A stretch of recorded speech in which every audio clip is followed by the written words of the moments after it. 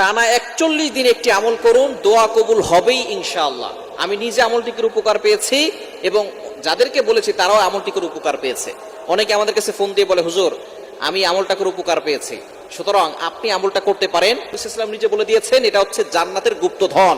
এটা পরে আল্লাহর কাছে দোয়া করলে আল্লাহ তাআলা সেই দোয়াটা কবুল করেন। অনেকে আছেন বলেন, হুজুর দোয়া করছি, দোয়া কবুল হচ্ছে না, সন্তান কথা শোনে না, স্বামী কথা শোনে না। অনেকে বলে হুজুর স্ত্রী কথা শোনে না, অনেকের ভিসা হচ্ছে না, অনেকের টেনশনে পড়ে গেছেন, অনেকের বিয়ে হচ্ছে না, বিভিন্ন দুশ্চিন্তা, ঋণের বোঝা, অভাব, সব কিছুর জন্য আপনি একটা আমল করতে পারেন।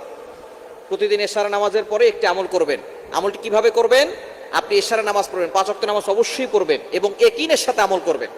যদি আপনার ইয়াকিন না থাকে, বিশ্বাস না থাকে, তাহলে কিন্তু আপনি কোনো আমল করে আল্লাহর কাছ থেকে উপকার পাবেন না। আপনি ইয়াকিনের সাথে আমল করতে হবে যে আল্লাহ তাআলা আমাকে বিপদ থেকে উদ্ধার করবেন। টানা 41 দিনের একটি আমল করবেন।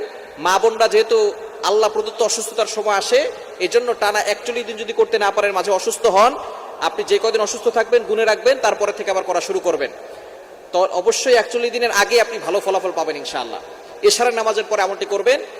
প্রথমে 100 বার একটি দুরূদ শরীফ পড়তে হবে, আল্লাহুম্মা সাল্লি আলা সাইয়্যিদিনা মুহাম্মাদ। এই ছোট্ট দুরূদটি 100 বার পড়বেন। এরপরে পড়বেন লা হাওলা ওয়ালা কুওয়াতা ইল্লা বিল্লাহ, এতটুকু 499 বার।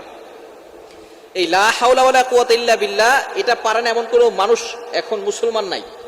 মুসলমান যারা লা হাওলা ওয়ালা কুওয়াতা ইল্লা বিল্লাহ সকলেই জানে। আর লা হাওলা ওয়ালা কুওয়াতা ইল্লা বিল্লাহর ফজিলত অনেক বেশি। আবু দাউদ শরীফের হাদিস, তিরমিজি শরীফের হাদিস, মুসলিম, বুখারী, যত ধরনের কিতাব আছে, সিয়াসিত্তার সমস্ত হাদিসের কিতাবের ভিতরে হাদিসটি এসেছে যে এটা হচ্ছে জান্নাতের ভান্ডার। এটা পড়ে দোয়া করলে আল্লাহ তাআলা সেই দোয়া কবুল করেন। এজন্য এই লা হাওলা ওয়ালা কুওয়াতা ইল্লা বিল্লাহ এটাকে আল্লাহ রাসূল সাল্লাল্লাহু আলাইহি ওয়াসাল্লাম জান্নাতের গুপ্তধন বলেছেন, জান্নাতের ভান্ডার বলেছেন। এজন্য আপনি যত বেশি পারেন এটা পড়বেন। বিশেষ করে এশার নামাজের পরে লা হাওলা ওয়ালা কুওয়াতা ইল্লা বিল্লাহ এতটুকু 499 বার পড়বেন। আর শেষবারে লা হাওলা ওয়ালা কুওয়াতা ইল্লা বিল্লাহ আলিয়্যিল আযীম পুরোটা একবার পড়বেন। এরপর আপনি আল্লাহর কাছে দোয়া করবেন, দেখবেন আল্লাহ তাআলা আপনার সকল নেক আশাগুলো পূরণ করে নেবেন। টানা